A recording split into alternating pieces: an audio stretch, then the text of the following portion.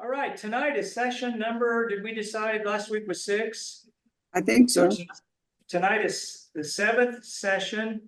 I'm thinking maybe one more. I've got a passage for next week that will be in a way more like what you would expect when you think about Old Testament law. So, but that I'll save that for the end of the session.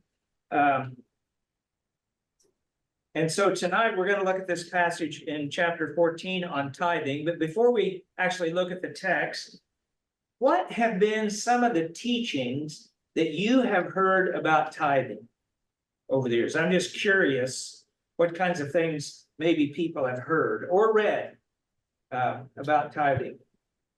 Supposed to be 1/10 of your income. Okay. Linda, was it put to you as Christians should do that?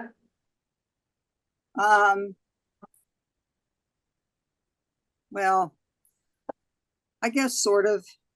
Not that it was a law that we had to do it, but that was the suggested tithe. Yeah.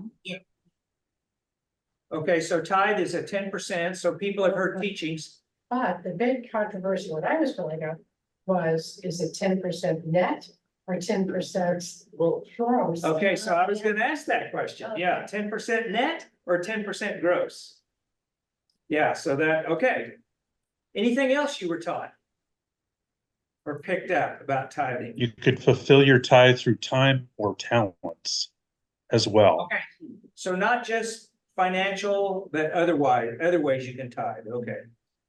You know, saying that reminds me that when I was growing up, there were farmers who, when they harvested their wheat, they would just take a load of wheat, and instead of having it signed up under them, they signed it up under their church. So when the church sold the wheat, they got the money got from the that money, yeah. load. First fruits. Yeah, I like the first fruits. Okay, good. Deborah, were you going to say something? You're muted. I was taught, it's kind of confusing because they don't want to call it a law, but it is a duty. So to tithe. And that has to go to the church, can't go to other organizations. And yeah, it was a little more restrictive than what you guys can't time, and that is on top of your money. So Okay. You know, duty is another word for tax. yes. Sorry. I'm sorry. Yeah. It's what you owed God, right? So, Because your pew tax. yeah, pew tax. There's this kind of ambiguous attitude among Christians about the tithe, right? It's on the one hand, it seems like a really good thing to do, and it seems to come close to a necessity of some kind, or a duty or obligation. But we want to stop short of anything that would smack of earning merit with God, right? I give my tithe so I can expect not just blessings. I mean, we can expect blessings from God, but like specific blessings. And this is, I mean, this has nothing to do with the tithe per se, but you know, one part of the prosperity gospel is, you know, like you invest in God's kingdom and you're going to get blessed in return financially, right? That's not really in this text, obviously, but there's a lot in the Old Testament law about blessing, well-being. You do these things, you know, it's really God's intention to bless. And these are the actions, the practices that God's calling his people to do. And you know, they do these things. It will go well with you in the land that I've promised. So there is this connection between blessing and fulfilling the law, or giving, in this case, tithing. But we, you know, Christians have this ambivalent relationship to tithing. Now, it's really interesting to me that statistically, a significantly low percentage of Christians actually tithe. I'm not sure what the latest statistic is. I didn't think to look it up, but you know, the last time I looked, which was maybe 2 or 3 years ago, the average across the nation of Christian giving is about 3% of their income. Now that's not a tiny amount. By comparison to other nations, Americans are actually very generous. But still, 3% is not 10%, right? So we're kind of working with this. You know, one question we've been dealing with, the kind of basic question is, how do Christians think about the law in the Old Testament? How do we respond to it? How do we interact with it? What do we make of it? And all that. But on the other hand, in this case, we get this sense that, you know, there's sort of more going on here than just following the law or not following the law. There seems to be something about giving that is particularly important. So we're going to try to unpack that tonight and then get to the other. There's another section of scripture we're going to read, but let's do Deuteronomy 14:22 through 29. And I'd like a volunteer. Would somebody be willing to read that for us? I have it in the NIV. Okay. You shall tithe all the yield of your seed that comes from the field year by year. And before the Lord your God, in the place that he will choose to make his name dwell there, you shall eat the tithe of your grain, of your wine, and of your oil, and the firstborn of your herd and flock, that you may learn to fear the Lord your God always. And if the way is too long for you, so that you are not able to carry the tithe when the Lord your God blesses you, because a place is too far from you, which the Lord your God chooses to set his name there, then you shall turn it into money and bind up the money in your hand and go to the place that the Lord your God chooses and spend the money for whatever you desire, oxen or sheep or wine or strong drink, whatever your appetite craves.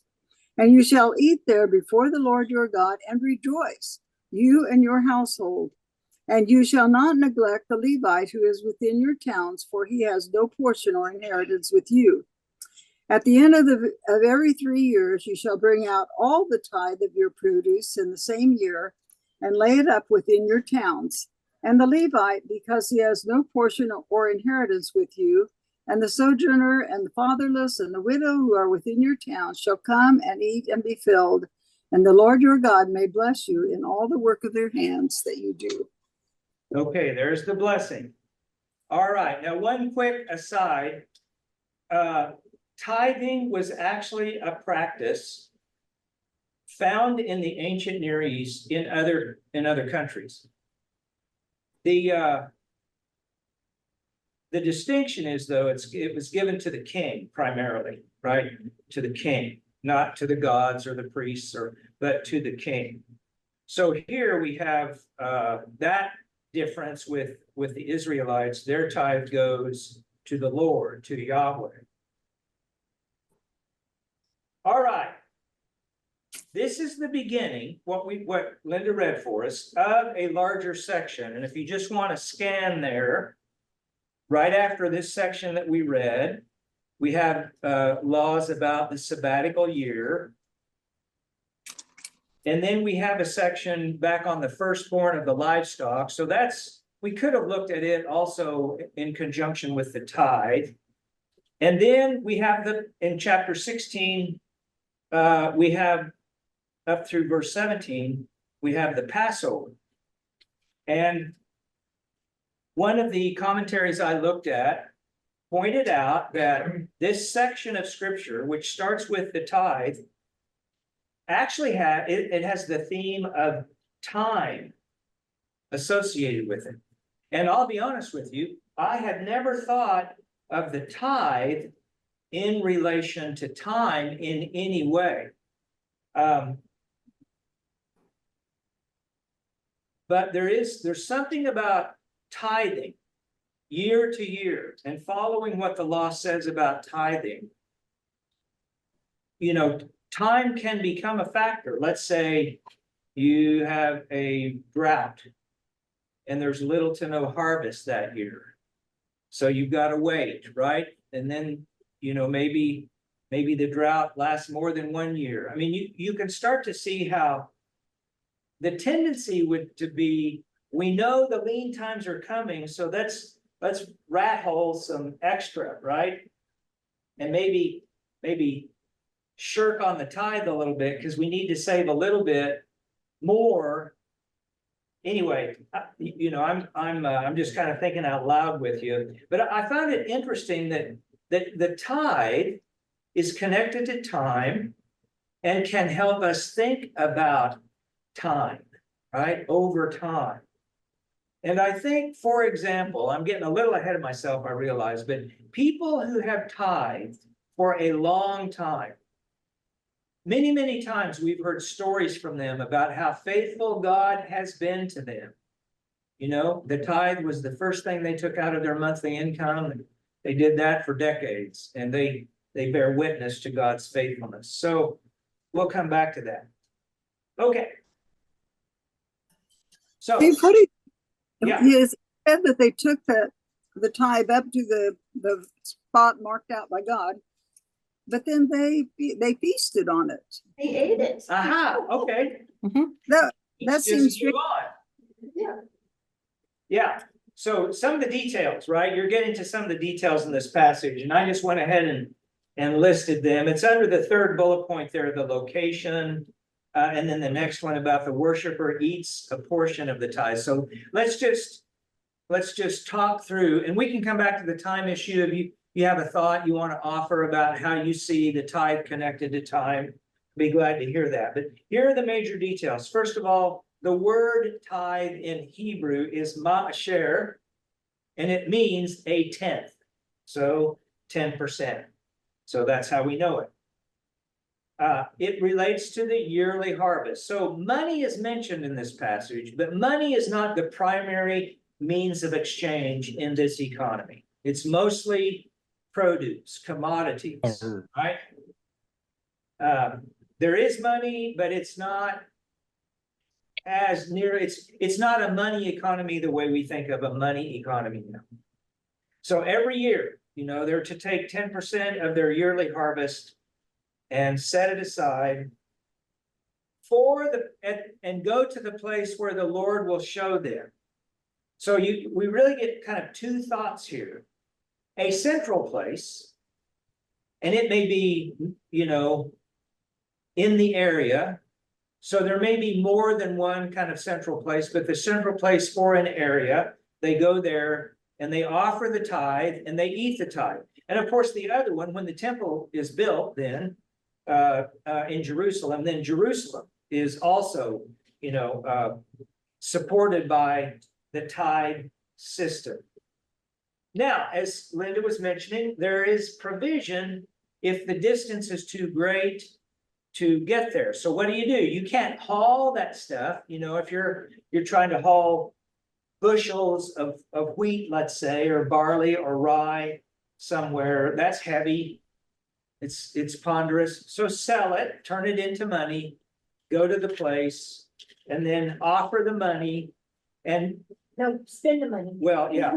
Well, so I want to get to that point because I think we have to keep in mind that when they eat the tithe, they're not going to eat the whole tithe, right? That would be impossible. So we'll get to that point. So money given and money spent to buy food to have this celebratory meal. So that is an interesting aspect of the tithe, right? There's a meal involved, and that meal is meant to be celebratory in some way, sort of like you might say a Thanksgiving meal. Right? Okay, so the worshiper eats a portion of the tithe, and then the tithe goes to the Levite. And one commentary I looked at says that the Levite actually comes and eats with the worshiper, right? It's a shared meal in that case. And then widows, orphans, and strangers, the sojourner, the alien in the land, is supported by the tithe. Okay, so any observations about these basic details from this text? This is just, Go ahead. this is just a comment I recently taught on the sacrifices, the grain and, you know, what they all meant. And what is really interesting is that the person who brings the animal must kill the animal, and he's the one who cuts it up. All the priest does is put it on the altar and Yeah. sprinkle the blood. So I always thought they just brought it to the priest and the priest killed it and did everything. No, Yeah. the person actually has to kill the animal himself. So. Yeah. Yeah, so this is very, you know, up close and personal, shall we say. I mean, it Yes. takes all the person's involvement. So- And, yeah, How do you interpret the phrase, that you may learn to fear the Lord your God always? That's part of it also. yeah. Well, I understand that to be, and fear, you know, reverence, trust, worship. So the practice, the habit of doing this every year, of taking 10% of the harvest. In my view, 10% is a big enough amount that it feels like, wow, that's a chunk, you know, so it's enough that to give the tithe really feels like I've got to trust God because I might run short. Mhm. And I think that's why it says that you may learn. So it's the habitual practice of something like this that is formative to our understanding, our hearts.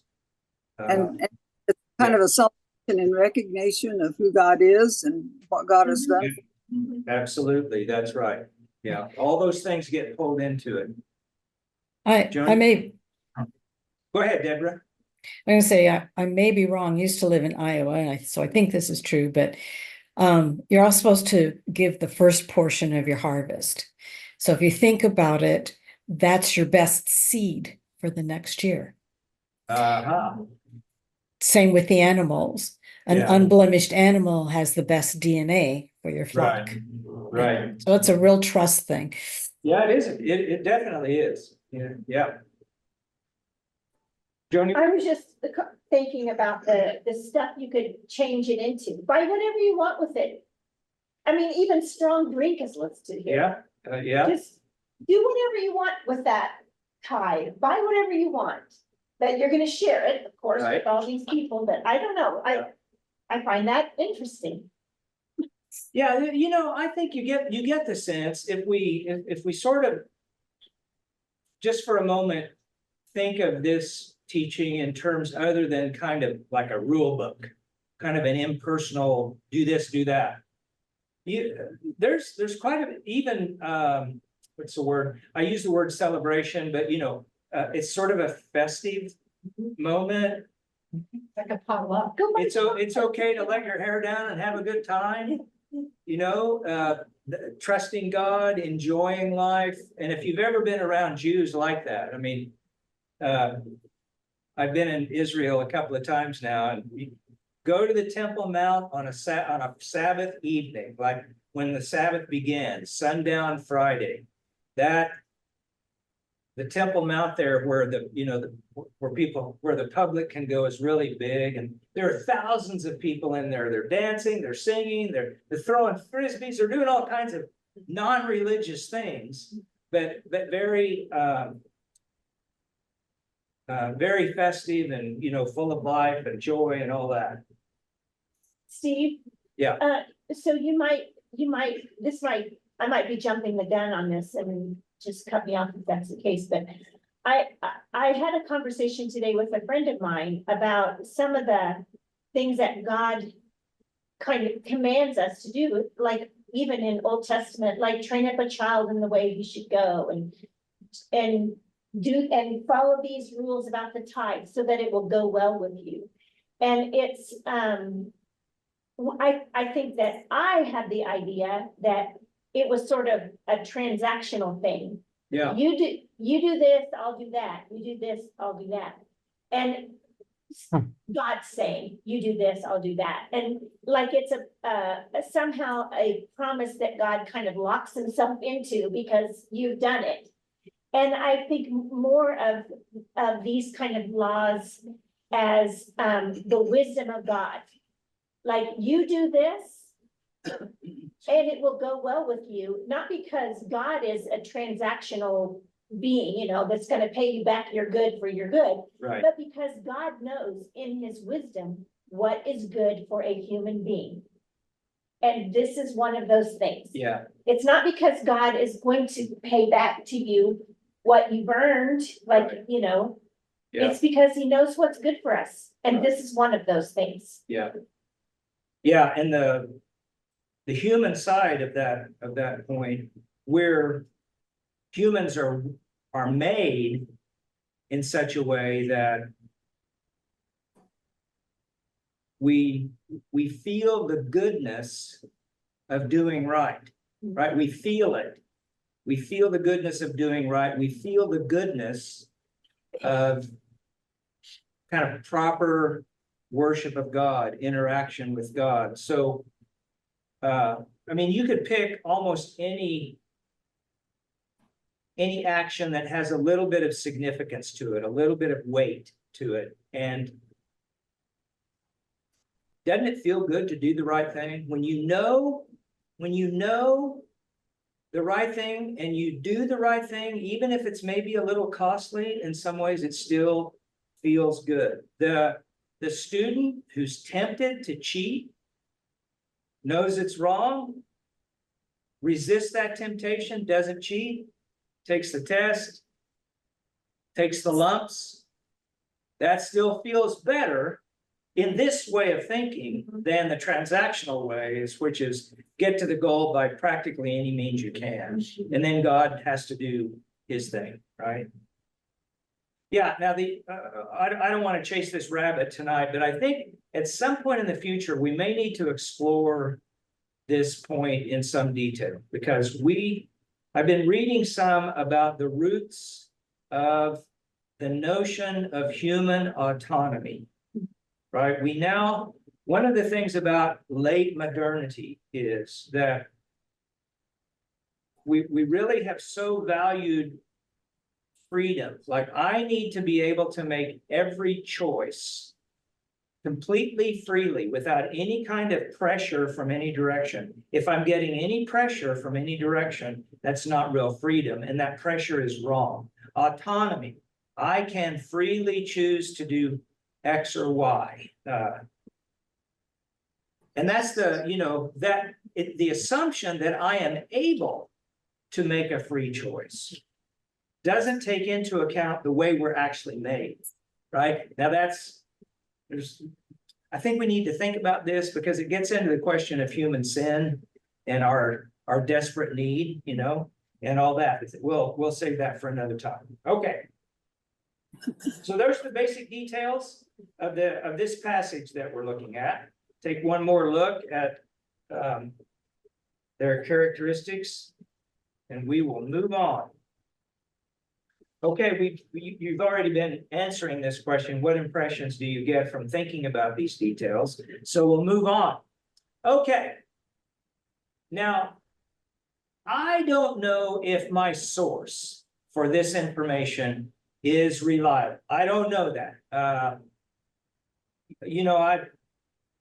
I've looked at a lot of commentaries over the years, and whenever I look at topics like this one, it's not, it must be pretty rare. I don't know. I'm looking at the wrong commentaries. I don't know what, but this source, I think, is called biblicalarchaeology.com or something like that. But these bits of data, I find interesting. Okay. An average holding. So imagine a family getting an allotment of land, right? We're here in Deuteronomy. They're going to go into the land, they're going to settle the land, and the Lord is giving them this land, and they're going to divvy out the land to people. So kind of at a basic level, an average holding would be 3 to 5 acres. Now, an acre is 16 feet wide, a half mile long, right? Is that right? I think that's right. I know you're supposed to use rods, but I don't remember how long a rod is. Is a rod 16 feet? Yeah. Les Yes. always said an was about the size of a football field. Acre is about the size of the football field. I Okay, think that's, yeah. okay, so an average holding, right? So that's all of the land. Now, we can imagine in Israel, some of the farmland is gonna be on a hillside. You know, vineyards do better on the hillside. Olives do better on the hillside. Some's gonna be in the flat. So we have to kind of think about the topography while we're doing this, but still 3 to 5 acres, and then an average field, 1 to 2 acres. So imagining, okay, we're gonna say we got a field of 2 acres of wheat. An average yield, and this, I'm going on bad memory here, because I've looked at some years ago, around 20 to 30 bushels would have been per acre, would have been a pretty good yield. Okay, so we have 2 acres. So we've harvested, let's just say 60 bushels. It's been a good year, 60 bushels. A tithe of that field is going to be 6 bushels. Okay, 6 bushels of wheat. Now, how many loaves of bread can you make from 6 bushels of wheat? I might know the answer to this. Because I just Googled how many cups of wheat is in a bushel. And Okay, it's 149 or 150 in Yeah. a bushel. yeah, That's raw wheat. Wheat, not flour, just wheat. And when, like, I have wheat that I grind and make bread out of, and it takes about 2.5 cups of wheat to make a good sized loaf of bread. okay, and now, like a 1 pound loaf? Yeah, Yeah. or maybe bigger than a pound, I don't know. Okay, But so, but that's not the kind of bread they'd This be is- making. these are big, you know, Yeah. like a big loaf. Right. Yeah. I don't, and again, I'd like to know what does the bread of the presence look like? Oh. In the tabernacle or the temple? I don't know.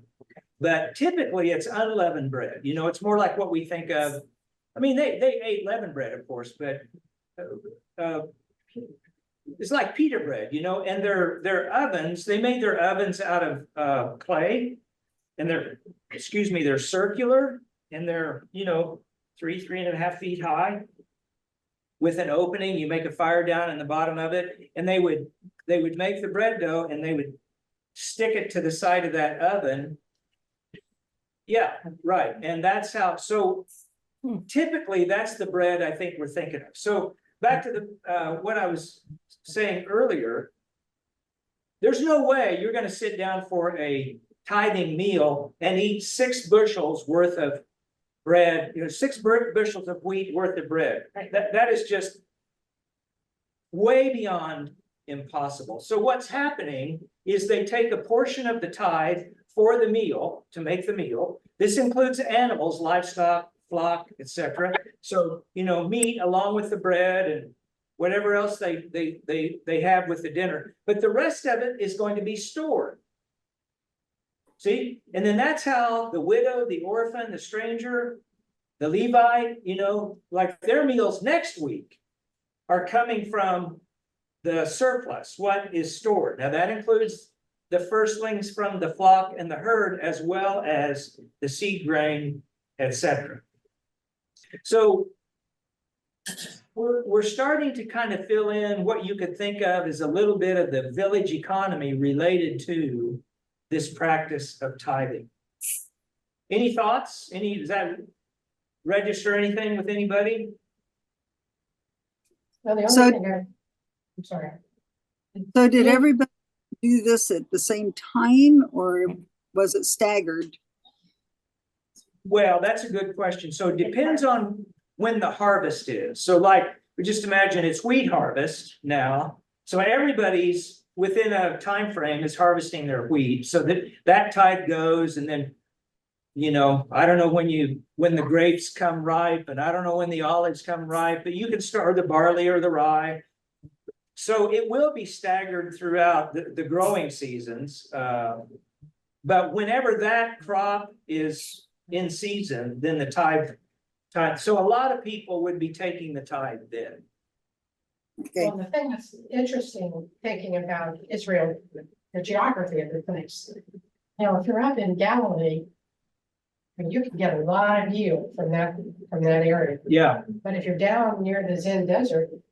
Yeah. You don't have anything. I mean, right, I guess you could have sheep. Yeah, Something. right. And maybe wool. yeah. Yeah. Yeah, then there's some trading going on. Yeah, Right. Yeah, that valley of Jezreel in, you know, up north, you can stand up where they think, you know, where tradition says the people who were angry at Jesus brought him to throw him over the cliff. You can stand on that spot right there and look out over the Jezreel Valley, and it's just lush farmland all along. All right. Now, I will admit to you, I have no expertise on this subject, so I'm just trying to kind of create a sketch of what seems like the scripture is telling us with the added comment from the people who do know a lot more than I do. Johnny? I have a question, so I get why the Levite gets a portion. I get why the widows and the orphans get a portion, but I'm curious about the sojourner. Like, is that person not able to, they don't have Work. land. Right, they don't have land? they're probably, They're well, mine says aliens, yeah, Okay, right, immigrants, or whoever. yeah, okay, that's it, they don't have land, yeah, they don't have the seed Right. that they harvest, okay. right. And a big part of the reason it is historic. You people were aliens, right? You know what this feels like to be a stranger in a strange land. So that's, It's interesting who's not listed in that you should take care of. Like, there are no men listed here unless I guess you're a sojourner. So I guess that means a man is supposed to be working. right. Yeah. And if he's not able, then he better have a really good family. Yeah. Okay, a little bit of a rabbit trail, but I have a question. Okay, We're looking at the giving of tithes as money or goods or something. yeah. Where does the notion of honor and shame come in? Because that's what they used, that was what their worth was associated with. And by that picture, I don't know how it was affected by your wealth. Huh, And that's a rabbit trail we can talk about. well, so honor shame. Wouldn't that have been like, doesn't that come from the surrounding cultures? What, honor shame? Honor shame? Oh, no, it's internal. Well, I know it became internal, but I mean, what is its origin doesn't seem to be like in the law. Like, how is honor shame reflected there? And maybe you Think think about it is. that, because I've read a couple of books about Uh-huh, it, and it's so foreign to us, I mean, our culture. uh-huh, Because when we say shame, we think of giving badly or whatnot. yeah. For them, first of all, you got a lot of your honor or shame was due to your fact of your birth. Right, A woman was always in shame unless she was married and had a male child. Yeah.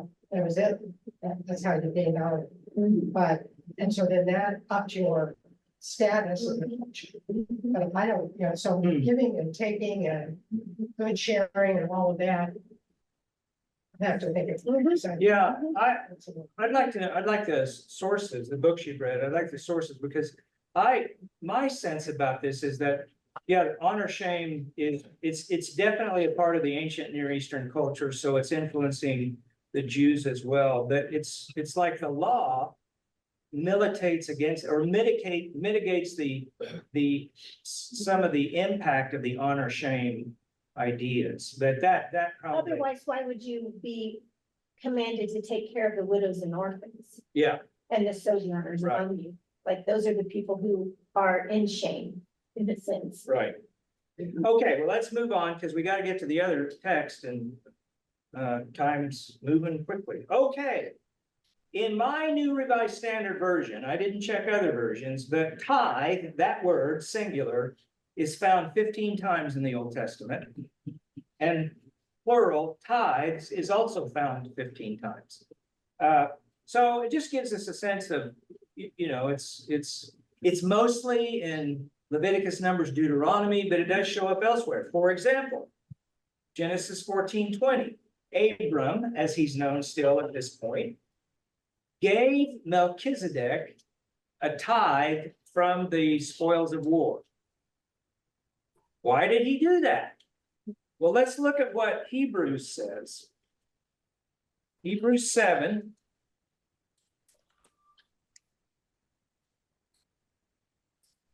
We'll do this a little bit quickly, but I do want us to notice. So I'll read this somewhat quickly. This King Melchizedek of Salem, priest of the Most High God, met Abraham as he was returning from defeating the kings and blessed him. And to him, Abraham apportioned 1/10 of everything. This is a quote from Genesis 14. His name, Melchizedek, in the first place means king of righteousness. Melchi Zedek. Okay. Next, he is also king of Salem. So Salem, shalom, peace. Without father, without mother, without genealogy, having neither beginning of days nor end of life, but resembling the Son of God, he remains a priest forever. See how great he is. Even Abraham, the patriarch, gave him 1/10 of the spoils. And those descendants of Levi who received the priestly office had a commandment in the law to collect tithes from the people, that is, from their kindred, though these also are descended from Abraham. But this man, Melchizedek, who does not belong to their ancestry, collected tithes from Abraham and blessed him who had received the promises. It is beyond dispute that the inferior is blessed by the superior. In the one case, tithes are received by those who are mortal. In the other, by one of whom it is testified that he lives.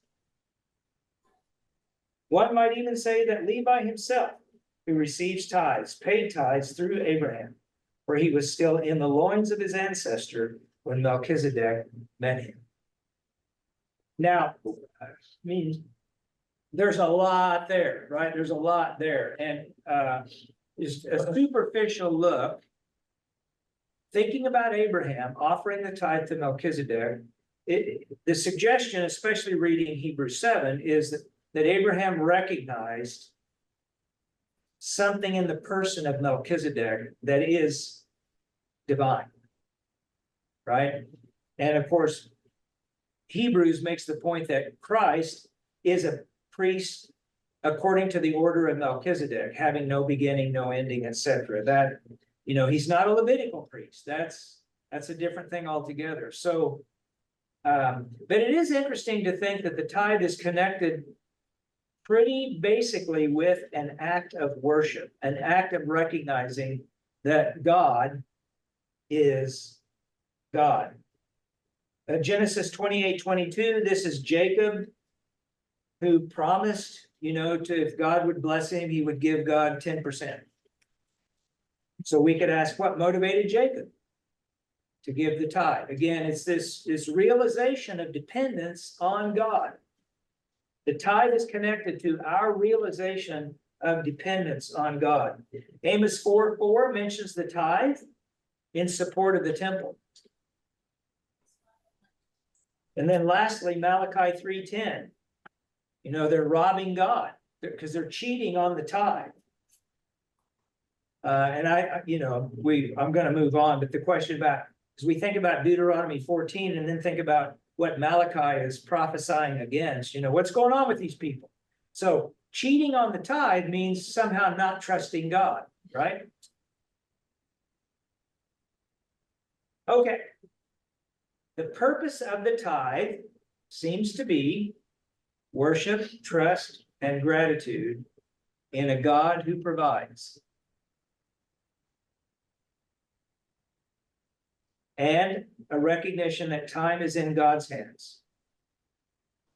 And Tithing is actually, in this sense, an act of justice. It's a way of caring for others.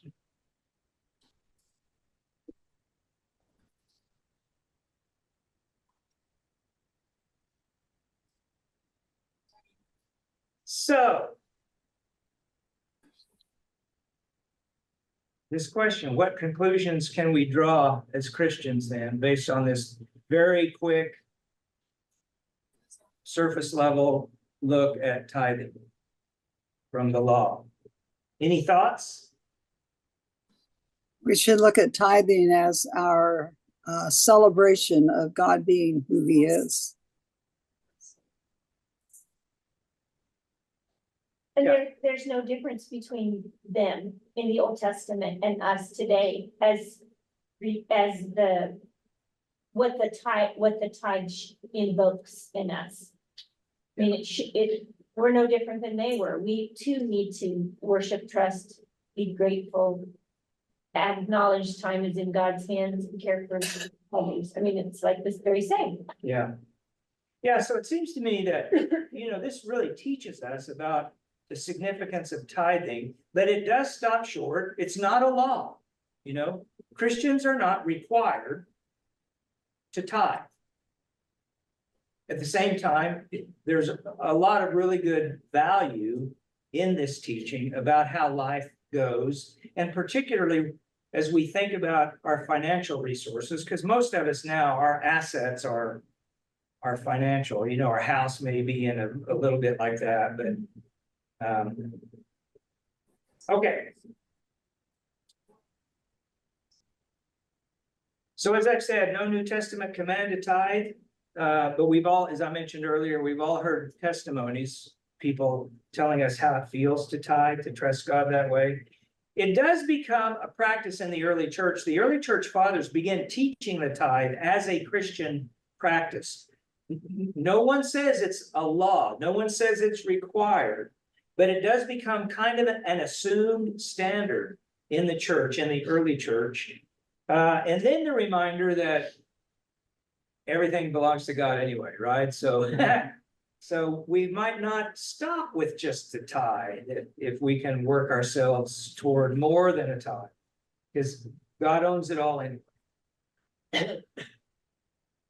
Okay, let's move to boundary markers. This one, I just, these are, again, trying to imagine a little bit of the history and culture here. I find interesting. So 14 through 21, not all of this passage is about boundaries, but we'll have to look at, again, the context. So do I have a volunteer to read 14 through 21?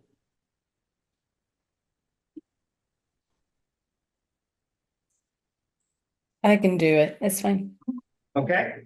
This is the CSB. Do not move your neighbor's boundary marker, established at the start in the inheritance you will receive in the land of the Lord your God is giving you to possess. One witness cannot establish an iniquity or sin against a person, whatever that person has done. A fact must be established by the testimony of 2 or 3 witnesses.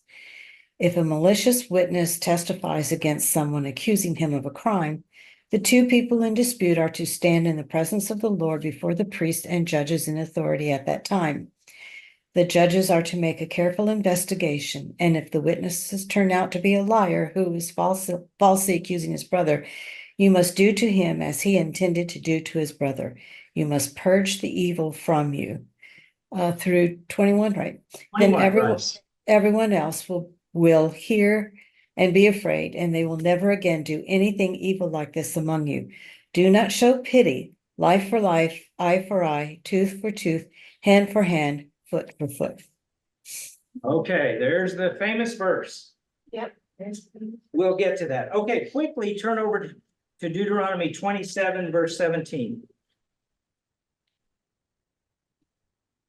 This is a little stronger here. Stronger than that.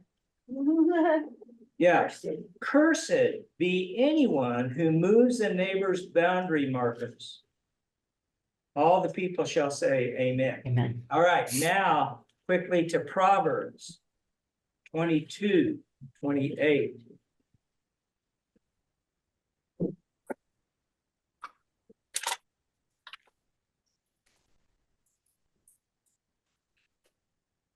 Twenty-two, 28 of Proverbs. Do not move the ancient landmark that your fathers have set. That's right. Okay, so we have to keep this in mind. These markers, I want to talk about the markers in just a second, but they're set and they've been there a long time. Like this land has been in the family a long, long, long time. These 3 to 5 acres. All right, one more, 23:10. Do not move an ancient landmark or enter the fields of the fatherless. Okay, all right, so there's that. You know, this is really about justice. Okay. All right, so here's the law back in Deuteronomy 19. Don't move the boundary markers. So again, we have to sort of imagine the people go into the land, the tribes settle in various areas, and then within the tribal areas, so you have boundary markers, like big ones, like a pillar or a kind of a monument size marker for tribal lands. This land belongs to Judah, right? With markers. Then you can have some area markers. But what's really interesting is now we're down to the family land and the markers. And sometimes the markers could be temporary, a pile of stones. The more permanent markers were some sort of stone, like we used to live up in the Post Rock area, you could have like a fence post, only maybe like a half of a fence post, but stick it there in the corner, and that marks the corner of the property. So that's what's happening now. Again, the sources that I read, there's no written record. They didn't plat the land. You can't go to the courthouse and check out is this my land? Is that your land? No. So this is by custom. It's by tradition. And it's not a lot of land. So if you have people in the dead of night going out moving things around, it could be have a significant impact on, on a family, on people. And that apparently happens some, where you have disputes about where your land ends and my land starts. Especially if there's water nearby. Exactly, That's what I was thinking about. exactly, It's now explained. Exactly. right. Now, did you notice it says you must not move, just verse 14, you must not move your neighbor's boundary marker set up by former generations on the property that will be allotted, right? I don't know how to explain this, but there's this mixed time frame. And maybe what we have here is some sort of, in principle, establishment of land plotted out, like the elders of the tribe get together and they say, okay, you're going to take that, you're going to take that. Maybe that's how they did it. And then they actually went and took their allotment and set up markers then. Maybe it was something like that. Well, maybe the men of old who set the markers weren't Israel. Maybe the markers were there ahead of time. Yeah, I don't think so. I mean, because this land is allotted to those Well, families. I know, but wouldn't they have said, the fields surrounding this town, where the markers are already there? Oh, as far as like where the fields are marked out. Yeah, like, belong to, Ephraim, you get the land that is marked out from men of old around that city. for Okay. instance. okay, maybe, yeah. I hadn't thought of that, so that's possible. This is before the entry to the promised land too, so they would have been, the Canaanites would have set up the boundaries. Right. I mean, it would have to be something like that, and then they're taking over, but there's, Possession. in my mind, go ahead, Larry. No, I was just thinking, I was just saying possession. They're taking possession of the land Yeah. Yeah, as is. right. But it seems to me like there still had to be a new allotment given to make sure all the families of the Yeah. various groups have land. All right, so Steve? yeah, Steve, I think, all of your attention after this reading was focused on verse 14. right. 14. And I think all of you unintentionally showed that when you focus on 14, disputes are going to arise. Exactly. There are going to be arguments about the meaning of this, the placement of that, who owns this, who owns that. Right. That's why verses 15 and following Exactly. so crucial. And I'll tell you, Steve, I don't think we need to back away. And this is just me. You're the instructor, and you're the academic. I don't think we need to be embarrassed about saying this really is law within the church, within our community. Ah, And furthermore, I think what is stated here in verses 15 and following has a good part to play in the foundations of Western jurisprudence. And, oh, yes. having just served on jury duty here in North Carolina, this has become very clear to me. Now, again, this was law to the Old Testament community, and it sets a tone about how we are to behave. That's the way I see it. Yeah, no, you're actually, you've anticipated where the rest of this little study goes. So, yeah, so if you look at where that one little verse is situated, so you go back and look Right. at chapter 19, 1 through 13, that's about cities of refuge. Mhm. So the law sets up cities of refuge, and cities of refuge were for what we would call manslaughter. So like unintended There you go. killings, and the person who killed could flee to a city of refuge and be safe from the from the kinsman Yeah. vengeance. Okay. Cities of refuge are where they defunded the police, Steve. Okay. All right. So again, looking at the context, then after that, we do have this section about witnesses. And so we're really out of time here, but I'd like to just press through. And so if you'll bear with me, I'll dump some more here, and then we'll wrap it up here. So the problem of false witnesses, of course, is what 15 through 21 looks at. In verse 19, we see the penalty for what we would call perjury. You do to the false witnesses what they had meant to do to the other, right? So whatever they're accusing the other of doing, the penalty for that will be the penalty they receive. There's a proportionality to this law, right? Does the word purge and perjury, No, are they related? no, they're not Okay. related at all. No. Okay, Yeah, purge has to do with purgation, cleansing. well, I know, Yeah, Yeah. perjury is an okay. entirely different thing. All right, so then in verse 21, we get the famous lex talionis, the law of retaliation. And the way it reads, if you just lift it out of context, it reads like vengeance, right? But it's actually that idea of proportionality. It sets the outer limit. If I knock the tooth out of my, then I'm going to lose a tooth, right? I'm not going to lose a limb. I'll just lose a tooth. Or slaughter right? your family. Yeah, Or slaughter right. the family, exactly. It's meant to put limits on vengeance. So we can, just as Paul was saying, we can imagine boundary disputes that could turn violent quickly.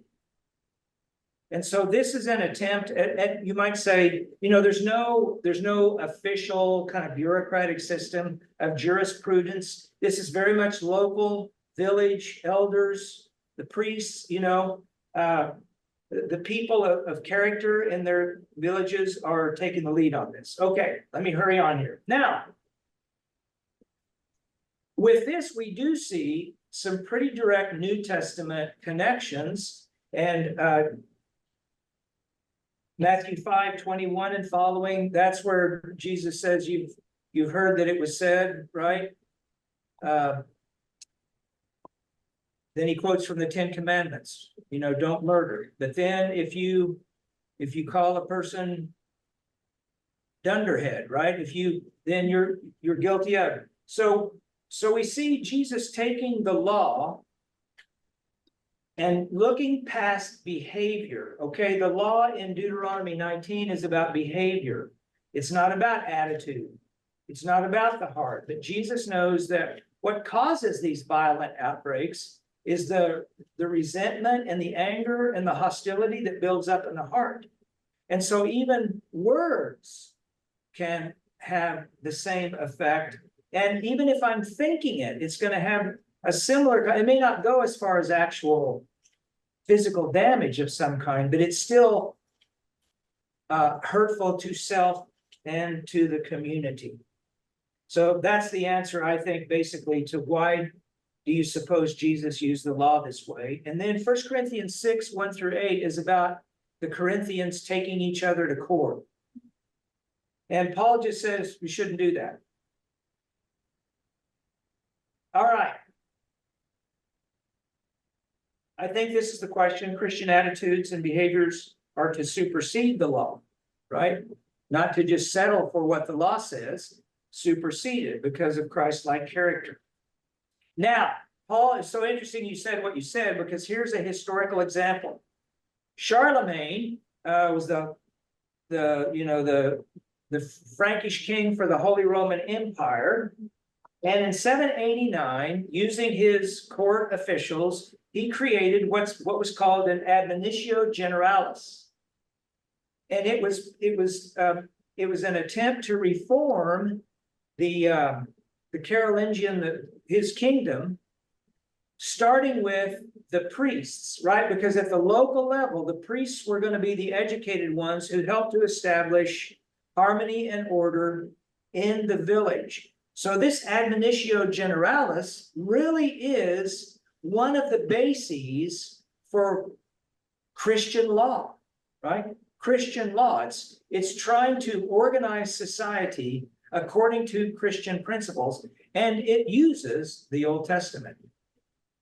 And this law, this becomes kind of a template, you might say, for England, with later what we would call English common law. Now, there's no direct line so far as I know. There might be, but I don't know that. But still, it's a kind of model for English common law, which is very much influential in American jurisprudence. So all that to say, we can trace our system of laws in a very decided and very basic way back to the biblical law. We would not have American jurisprudence without the biblical law. Now, it's still the case, of course, that on a kind of individual level and with specific kinds of behaviors and questions like that, the whole question about do Christians have to follow the law and all that is still a live question in a different way. But definitely, we're very dependent on biblical law for our law. All right, so next week, oh shoot. I had that on the slide and then I clicked it off too soon. So next week, I think, will be our last week on this study. And we're going to look at Deuteronomy 24, verses 5-22. Deuteronomy 24, verses 5-22. Various and sundry laws, right? So this is going to be should be interesting. All right, thank you for the extra time. I'm sorry I took so long. No problem. Thank you, No Steve. problem. Thanks. All right, take care. We'll see you.